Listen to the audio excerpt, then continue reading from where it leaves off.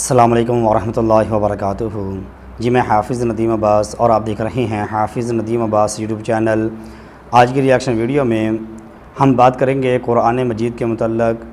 قرآن مجید اللہ تعالیٰ کی وہ کلام ہے جس کے متعلق اللہ تعالیٰ نے قرآن مجید کے اندر بار بار کے چیلنج کیا، فرمایا کہ سارے اگر مل کے بھی اس قرآن جیسی کوئی آیت بنا کے لائیں، کوئی صورت بنا کے لائیں، کوئی ایک قرآن بنا کے لائیں تو نہیں بنا سکتے۔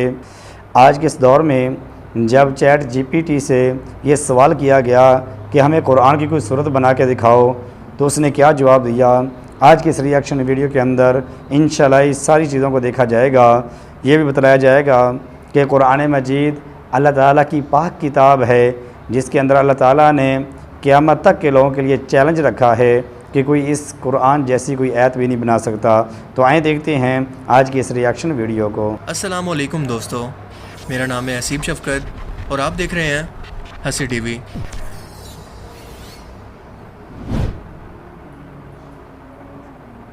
قرآن کریم میں اللہ تعالیٰ نے واضح طور پر انسانیت اور جنات یعنی دو ایسی مخلوقات جو کہ شعور، عقل اور اپنی مرضی رکھتی ہیں، انہیں بار بار چیلنج کیا ہے کہ اس قرآن جیسی کوئی ایک صورت بھی بنا کر دکھا دو۔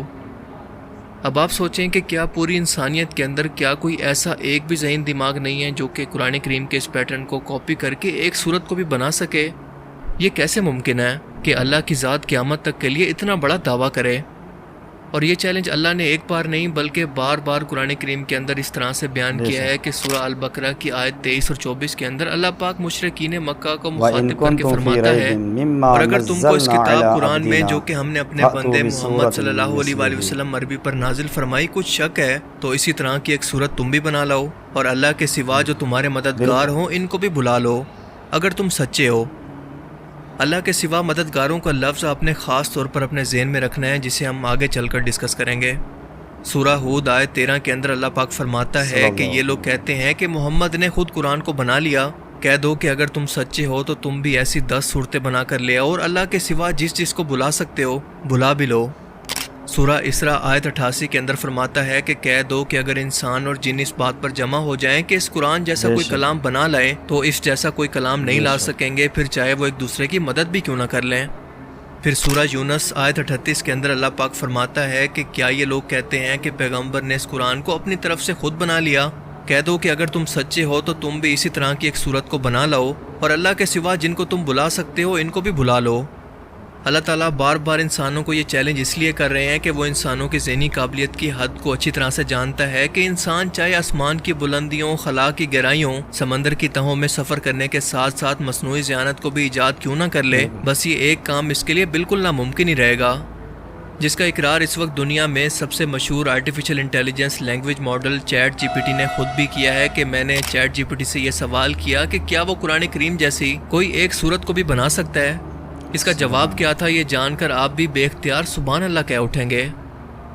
اوپر بیان کردہ آیات کے اندر اللہ نے اپنے چیلنج کے اندر یہ واضح کیا تھا کہ تم جن کو اپنا مددگار سمجھتے ہو ان کو بلا لو۔ اب 1400 سال کے دوران کوئی انسانی ذہن تو یہ چیلنج پورا نہیں کر پایا، اور اگر ایسا ہو جاتا تو آپ سوچیں کہ یہ اس شخص کی زندگی کی سب سے بڑی کامیابی ہوتی۔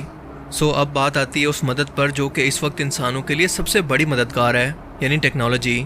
اور قرآن کیونکہ لنگوسٹک زبان کے لحاظ سے بھی ایک معجزہ ہے، لہٰذا ایڈوانس لینگویج ماڈل کو جب اسے کاپی کرنے کے لیے کہا جائے تو اس کا جواب کچھ ایسا ہوتا ہے کہ ایک آرٹیفیشل انٹیلیجنس ماڈل ہونے کے ناطے میں صرف قرآن پاک کے سٹائل کو کاپی کر سکتا ہوں، مگر قرآن کریم کیونکہ اللہ کی طرف سے نازل کیے ہوئے الفاظ ہیں جن کی اسلام میں ایک یونیک حیثیت ہے، میں جتنی بھی کوشش کر لوں مگر قرآن کریم کے الہامی طور پر نازل ہوئے الفاظ کا مقابلہ نہیں کر سکتا۔ سبحان اللہ۔ انسان تو انسان، اس کے علاوہ جن اور حتیٰ کہ مشین بھی اس قرآن کی انفرادیت، الفاظ کے چناؤ اور علم کے سامنے بے بس ہے۔ لیکن چیٹ جی پی ٹی کا مزید کہنا تھا کہ میں صرف مثال کے لیے اپنی طرف سے ایک صورت آپ کو بنا کر دکھاتا ہوں جو کہ اصل میں قرآن پاک نہیں ہے، بس پورے قرآن پاک کو پڑھ کر یہ میری امیجینیشن ہے، اور اس صورت کا نام اس نے رکھا سورہ النورایا، یعنی روشنی والی آنکھیں۔ اور یہ آیات کچھ اس طرح سے تھی کہ ہدایت کی روشنی آسمان سے نازل ہوتی ہے، دلوں کو عقل اور حقیقت سے روشن کرتی ہے، اللہ کی باتیں سب سے اوپر موجود چمکتی ہوئی روشنی ہے جو کہ گہری راتوں کے اندر بھٹکنے والوں کو ہدایت دیتی ہے۔ اس کتاب کے اندر صاف نشانیاں ہیں ان لوگوں کے لیے جو کہ علم حاصل کرنا چاہتے ہیں۔ اب آپ ذرا غور کرتے جائیں کہ یہ تمام آیات قرآن کریم کی آیات سے کتنا ملتی جلتی ہیں۔ اس نے مزید آگے لکھا کہ یہ ہدایت کی راہوں کو واضح کرتی ہے ایسے لوگوں کے لیے جو صاف دل والے ہیں اور صحیح عقیدے کی تلاش میں ہیں۔ اے مومنو، روشنی کو حاصل کر لو اور اس کی اطاعت کرو کہ یہ روشنی تمہیں سکون اور برکت کی زندگی کی طرف لے جاتی ہے۔ جہالت کی تاریکی سے خود کو محفوظ رکھو، اللہ کی روشنی کو بدلنے کی کوشش نہ کرو۔ وہ آسمانوں اور زمین کا پیدا کرنے والا ہے اور دل کی ہر بات کو جاننے والا ہے۔ اس کی رحمت اور اس کی محبت ہر شے کو گھیرے ہوئے ہے۔ اس کی ہدایت کو قبول کرو ورنہ تم ڈگمگا کر گر جاؤ گے۔ قرآن پاک کی کچھ آیات کا تھوڑا سا بھی مطالعہ کرنے والا شخص آسانی سے یہ سمجھ سکتا ہے کہ یہ تمام کی تمام آیات قرآن پاک سے کتنا ملتی جلتی ہیں، بس انہیں لینگویج کے طور پر تھوڑا سا بدلا گیا ہے۔ یعنی یہ سب کچھ قرآن کریم کے اندر موجود آیات اور ان کے پیٹرن کو سامنے رکھ کر کاپی کر کے ایک مثال کے طور پر بیان کیا گیا ہے۔ اس کے اندر چیٹ جی پی ٹی کا خود سے اپنا کریٹ کیا ہوا کچھ بھی نہیں ہے۔ اس کی مثال ایسے ہے کہ کوئی شخص صرف لفظوں کو ردل بدل کر کے ایک نیا مضمون لکھنے کا دعویٰ کرے، حالانکہ اس کا مین آئیڈیا اصل کی کاپی ہے اور اس کاپی کے اندر اس کی خود کی کوئی کریٹیوٹی ہے ہی نہیں۔ اس سے پہلے نازل ہونے والی علامی کتابوں مثلاً تورات، انجیل، زبور کے اندر بھی جو ردل بدل کی گئی تھی وہ ان آیات کے معنی اور مطلب کے اندر کی گئی تھی، اور وہ لوگ بھی چاہ کر ان علامی کتابوں کے اندر کوئی نئی آیات شامل نہیں کر پائے تھے۔ اور اس بات کو چیٹ جی پی ٹی بھی اچھی طرح سے سمجھتا ہے۔ وہ جانتا ہے کہ قرآن کریم کی بے مثال عربی ترتیب، الفاظ کا چناؤ اور اس کا علم ایسا ہے کہ اس کا مقابلہ کرنا ممکن نہیں۔ چلو ایک لینگویج ماڈل ہونے کے ناطے وہ زبان کی نقل تو کسی بنا پر کر سکتا ہے، پر قرآن کریم کے اندر جو بے تحاشا سائنسی حقائق، مستقبل کی پیشن گوئیاں، اخلاقیات، ماضی کے واقعات، پیغمبروں کے حالات، جنات، روح، قیامت کا منظر، فرشتوں کا ذکر، یعنی ایسی باتیں جو کہ صرف علامی طور پر جاننا ممکن ہے، کیا یہ سب کچھ چیٹ جی پی ٹی کر سکتا ہے؟ کیا یہ مستقبل کی پیشن گوئیوں کو امیجن کر سکتا ہے؟ وہ تو یہ تصور بھی نہیں کر سکتا۔ اب اس کی بنائی گئی آیات کو پڑھ کر آپ خود سمجھ لیں کہ کیا اس آیات کے اندر کوئی ایک چیز ایسی بھی موجود ہے جو یہ بتا رہی ہو کہ یہ الفاظ کسی مشین یا کسی سافٹ ویئر کے نہیں بلکہ علامی طور پر نازل ہوئے ہیں۔ یہ لینگویج ماڈل کیا کوئی سائنسی حقائق، کوئی پیشن گوئیاں یا اخلاقیات اپنی طرف سے بیان کر سکتا ہے؟